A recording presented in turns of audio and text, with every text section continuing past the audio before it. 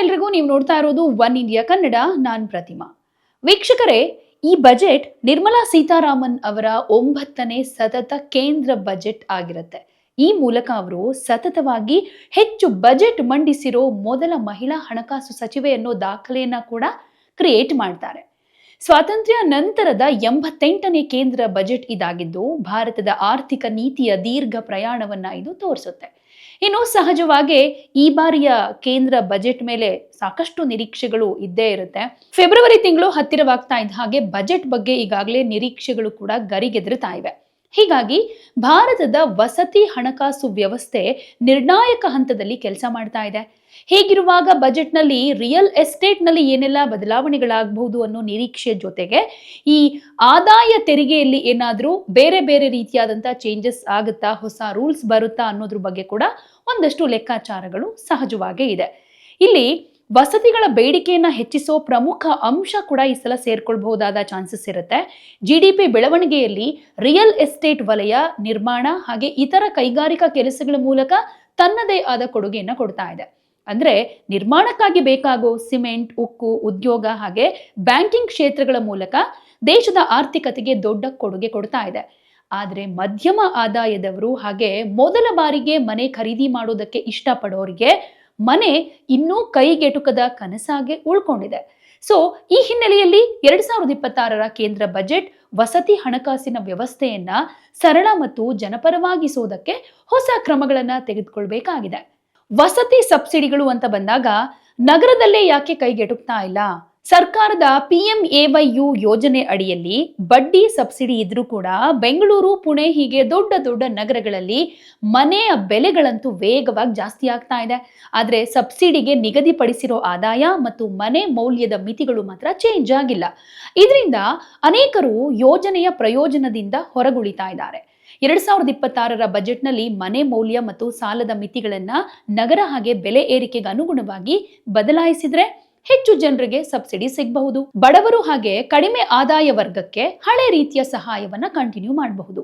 ಆದ್ರೆ middle class ಫ್ಯಾಮಿಲಿಯವರು first time ಮನೆ ಖರೀದಿ ಮಾಡಬೇಕು ಅನ್ನೋ ರೀತಿಯಲ್ಲಿ ಆ ತರದ ಯೋಚನೆಗಳನ್ನ ಮಾಡ್ತಾ ಇದ್ರೆ ಹಂತ ಹಂತವಾಗಿ ಬಡ್ಡಿ ಸಹಾಯವನ್ನ ಮಾಡಿದ್ರೆ EMI ಕಮ್ಮಿ ಆಗುತ್ತೆ, ಹಾಗೆ ಮನೆ ಖರೀದಿ ಕೂಡ ಸುಲಭವಾಗುತ್ತೆ.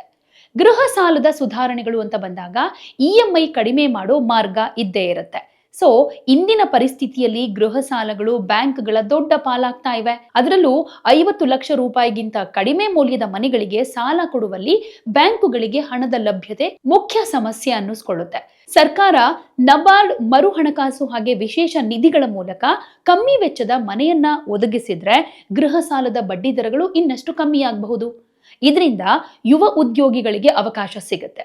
ಗಿಗ್ ವರ್ಕರ್ಗಳು ಹಾಗೆ ಟೈರ್ 2 ನಗರಗಳ ಜನರಿಗೆ 30 ವರ್ಷಗಳ ಅವಧಿಯ ಸಾಲ ಹಾಗೆ ಸ್ಟೆಪ್ ಅಪ್ EMI ಯೋಜನೆಗಳು ಕೂಡ ಸಹಾಯಕವಾಗುತ್ತೆ. ಆದಾಯ ಹೆಚ್ಚಾದಾಗೆ EMI ಕೂಡ ಹೆಚ್ಚಾಗೋ ವ್ಯವಸ್ಥೆ ಮನೆ ಖರೀದಿಯನ್ನ ಸುಲಭಗೊಳಿಸುತ್ತೆ. ಇನ್ನು ತೆರಿಗೆ ವಿನಾಯಿತಿಗಳು ಅಂತ ಬಂದಾಗ ಮನೆ ಖರೀದಿಗೆ ದೊಡ್ಡ ಪ್ರೇರಣೆ ಅದು. ಮಧ್ಯಮ ವರ್ಗದವರು ಮನೆ ಖರೀದಿಸುವಾಗ ತೆರಿಗೆ ಉಳಿತಾಯವನ್ನ ಹೆಚ್ಚು ಗಮನಿಸ್ತಾರೆ. ಗೃಹ ಸಾಲದ ಬಡ್ಡಿಗೆ ಸಿಗೋ ತೆರಿಗೆ ಕಡಿತವನ್ನ ಹೆಚ್ಚಿಸಿದ್ರೆ ಮನೆ ಖರೀದಿ ನಿರ್ಧಾರ ಕೂಡ ಫಾಸ್ಟ್ ಆಗುತ್ತೆ.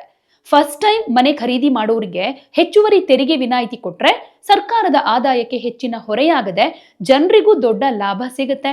ಹಾಗೇನೆ ಸ್ಥಗಿತವಾಗಿರೋ ಯೋಜನೆಗಳಲ್ಲಿ ಮನೆ ಖರೀದಿ ಮಾಡೋರಿಗೆ ತೆರಿಗೆ ನಿಯಮಗಳಲ್ಲಿ ಸಡಿಲಿಕೆ ಮಾಡಿದ್ರೆ ಮರು ಮಾರಾಟ ಮತ್ತು ಮನೆ ಬಳಕೆ ಹೆಚ್ಚಾಗಬಹುದು.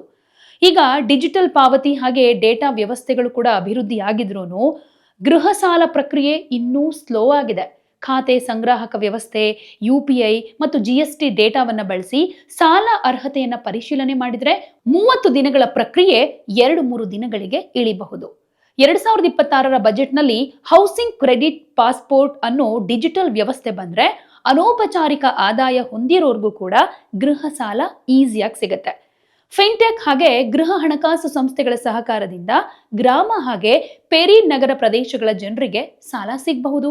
ಇನ್ನು ವಿವಿಧ ಕ್ಷೇತ್ರಗಳಲ್ಲಿ ಸುಧಾರಣೆಗಳನ್ನ ತಂದಿರುವ ಹಾಗೆ ತರ್ತಾ ಇರೋ ಸರ್ಕಾರ ಈಗ ಆದಾಯ ತೆರಿಗೆ ವಿಭಾಗದಲ್ಲಿ ಒಂದಷ್ಟು ಬದಲಾವಣೆ ತರೋದಕ್ಕೂ ಕೂಡ ಹೊರಟಿದೆ.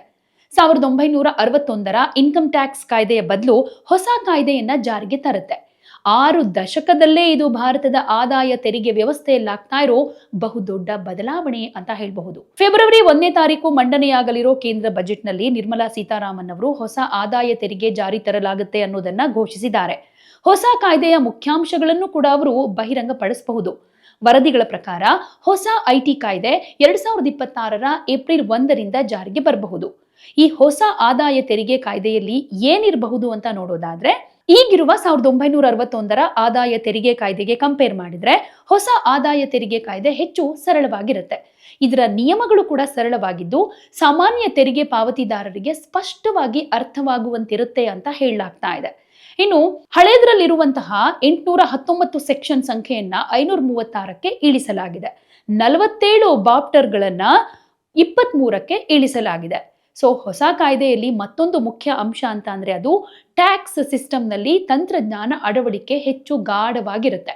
ಭೌತಿಕ ದಾಖಲೆಗಳ ಗೋಜಲುಗಳನ್ನ ಕಮ್ಮಿ ಮಾಡಲಾಗುತ್ತೆ. ಅಂದ್ರೆ ಪ್ರೀಫಿಲ್ಡ್ ರಿಟರ್ನ್ಗಳು, ಎಐಎಸ್, ಟಿಐಎಸ್ ಸ್ಟೇಟ್ಮೆಂಟ್ಗಳು ಇತ್ಯಾದಿ ಬಳಕೆ ಹೆಚ್ಚಾಗೋ ಹಾಗೆ ಮಾಡಬಹುದು. ಈ ಆಟೋಮೇಟೆಡ್ ವ್ಯವಸ್ಥೆಯಿಂದ ಟಿಡಿಎಸ್ ಹಾಗೆ ಟಿಸಿಎಸ್ ಹೊಂದಿಕೆಯಲ್ಲಿರುವಂತಹ ದೋಷಗಳನ್ನ ಗುರುತಿಸೋದಕ್ಕೂ ಸಾಧ್ಯವಾಗುತ್ತೆ. ಇನ್ನು 12 ಲಕ್ಷ ರೂಪಾಯಿ ತನಕ ತೆರಿಗೆ ವಿನಾಯಿತಿ ಕೊಟ್ಟಿರೋದು ಮುಂದುವರಿಯುತ್ತಾ ಇಲ್ವಾ ಅನ್ನೋ ಕನ್ಫ್ಯೂಷನ್ಸ್ ಕೂಡ ಇದೆ. ಯಾಕಂದ್ರೆ ಕಳೆದ ಬಾರಿ ಬಜೆಟ್ನಲ್ಲಿ ಹೊಸ ಟ್ಯಾಕ್ಸ್ ರೆಜಿಮಿಯಲ್ಲಿ 12 ಲಕ್ಷ ರೂಪಾಯಿ ತನಕ ಆದಾಯಕ್ಕೆ ತೆರಿಗೆ ವಿನಾಯಿತಿ ಘೋಷಿಸಲಾಗಿದೆ. ಅಂದ್ರೆ 75,000 ರೂಪಾಯಿ ಟ್ಯಾಕ್ಸ್ ಡಿಡಕ್ಷನ್ ಸೇರಿಸಿದ್ರೆ 12,75,000 ರೂಪಾಯಿ ಒಳಗಿನ ಆದಾಯ ಇರೋರಿಗೆ ಟ್ಯಾಕ್ಸ್ ಬಾಧ್ಯತೆ ಇರೋದಿಲ್ಲ. ಈಗ ಹೊಸ ಇನ್ಕಮ್ ಟ್ಯಾಕ್ಸ್ ಕಾಯ್ದೆ ಏನಾದ್ರೂ ಜಾರಿಗೆ ಬಂದ್ರೆ ಈ ಟ್ಯಾಕ್ಸ್ ವಿನಾಯಿತಿ ಕ್ರಮಕ್ಕೆ ಸಂಚಕಾರ ಏನಾಗೋದಿಲ್ಲ. ಅದೆಲ್ಲವೂ ತನ್ನಂತಾನೆ ಮುಂದುವರೆಕೊಂಡು ಹೋಗಬಹುದು. ಸೊ ಒಂದಷ್ಟು ಬದಲಾವಣೆಗಳಾಗಬಹುದು ಅನ್ನೋ ನಿರೀಕ್ಷೆ ಕೂಡ ಇದೆ. ಅದು ಯಾವ ರೀತಿಯಾಗಿ ಆಗುತ್ತೆ ಅನ್ನೋದು ಇನ್ನೇನು ಸ್ವಲ್ಪ ದಿನಗಳಲ್ಲಿ ಗೊತ್ತಾಗುತ್ತೆ.